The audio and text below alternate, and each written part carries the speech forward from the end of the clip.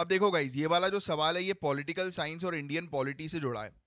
इसमें गवर्नर की ordinance making power से जुड़े गलत स्टेटमेंट्स को पहचानना है। हमेशा ध्यान में रखो, जब भी क्वेश्चन पढ़ो ना तो एकदम से ऑप्शंस मत देखो। कई बार लोग यही गलती करते हैं, ऑप्शंस देखते नहीं है, पूछा रहता है इनकरेक्ट और करेक्ट मार्क करके आ जाते हैं। तो चलो आओ, गवर्नर का टॉपिक तो आपको पढ़ना बहुत इंपॉर्टेंट है ही।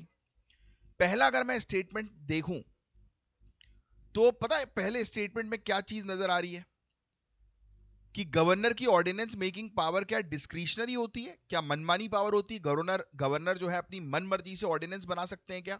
नहीं। गवर्नर की ऑर्डिनेंस मेकिंग पावर डिस्क्रिशनरी नहीं होती, मनमानी पावर नहीं होती। वो मिनिस्टर्स की एडवाइस पर ही इस पावर का इस्तेमाल करते हैं और इसके बारे में आर्टिकल 213 में लिखा हुआ है। दूसरा स्टेटमेंट देखूं मैं तो इसमें लिखा है कि सभी 3 लिस्ट जो होती हैं शेड्यूल 7 में, union list, state list, concurrent list, yes, तो क्या ऑर्डिनेंस सभी तीनों लिस्ट में बना सकता है गवर्नर? नहीं, ये भी गलत है। गवर्नर के पास ऑर्डिनेंस मेकिंग पावर सिर्फ स्टेट लिस्ट और कॉन्करेंट लिस्ट के सब्जेक्ट पर होती है, यूनियन लिस्ट पर नहीं।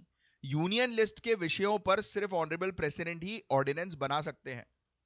तीसरा स्टेटमेंट लिखा है कि अगर कोई गवर्नर कॉन्करेंट लिस्ट के सब्जेक्ट्स पर कोई ऑर्डिनेंस बनाता है और वो यूनियन लॉ के खिलाफ है तो भी वो ऑर्डिनेंस चलेगा अगर गवर्नर ने वो ऑर्डिनेंस प्रेसिडेंट की इंस्ट्रक्शंस के बाद बनाया था।